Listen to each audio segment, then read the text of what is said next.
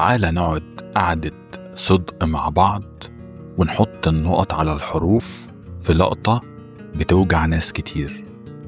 عارف الإحساس لما تلاقي نفسك بتموت على حد انت متاح ليه 24 ساعة، بتلغي مشاويرك وأصحابك لمجرد إنك تستنى منه مكالمة أو رسالة، وفي المقابل تلاقيه هو عايش حياته عادي جدا، يرد عليك بعد ساعات، مشغول دايما وانت محطوط عنده في الرف.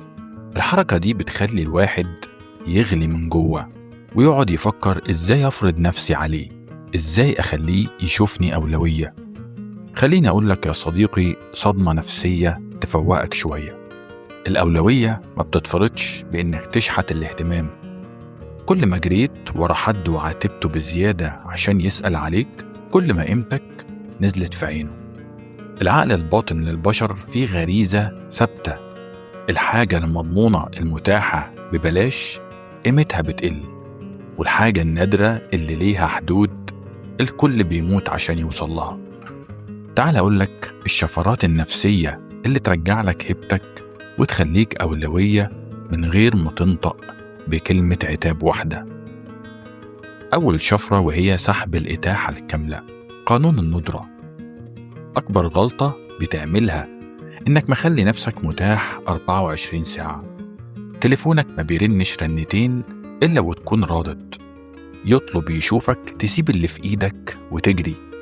بس خلي بالك، انت كده بتوصل رسالة لعقله الباطن إن ما عندكش حياة وإنك مضمون في جيبه. عشان تكون أولوية لازم تسحب السجادة دي، اتقل في الرد، مش لازم ترد في نفس الثانية. لما يطلب يشوفك فجأة اعتذر بكل ذوق وقول له ورايا كام حاجة هخلصها ونظبطها وقت تاني. بس عايز أقولك حاجة هنا، انت لما بتقول له ان انت وراك حاجة فعلا، انت لازم يكون وراك حاجة، ولازم حياتك تكون مشغولة. ما ينفعش تفيك الحاجة دي، وإن كان المطلوب إنك تفيكها خلاص قول له أنا مشغول ومش فاضي دلوقتي، ولكن يفضل إنك فعلا تكون مشغول ومش فاضي، لأنك ساعتها مش هتدور عليه ولا على اهتمامه ولا على أي حاجة تانية ممكن تنزلك من نظره. لما يحس إن وقتك غالي وإنك مش قاعد مستنيه، عقله تلقائيا هيعيد تقييمك ويبدأ يعمل حساب لوقتك. تاني شفرة، ابني دنيتك المستقلة. زي ما كنت بقولك من شوية، عمرك شفت حد ملوش أصحاب، ملوش شغف، وملوش أي اهتمام في الكوكب غير إنه يراقب شريك حياته ويكون شخص كاريزما وأولوية؟ مستحيل. التعلق بزيادة بيفصل طاقة الجذب.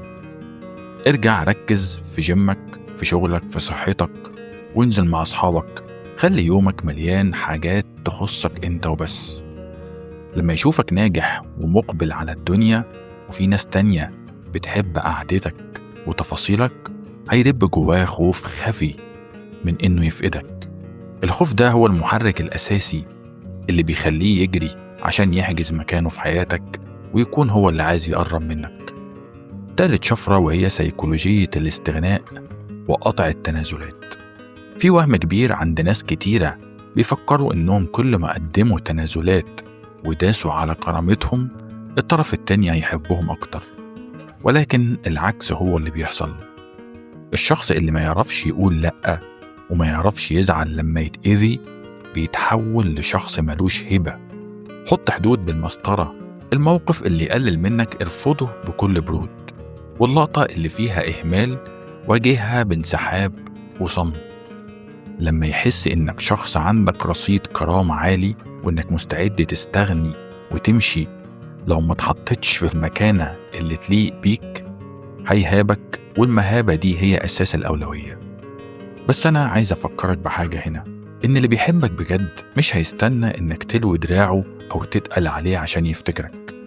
بس إحنا ساعات بإيدينا بنبوظ السيستم وبنرخص بضاعتنا بإننا بنندلق بزيادة.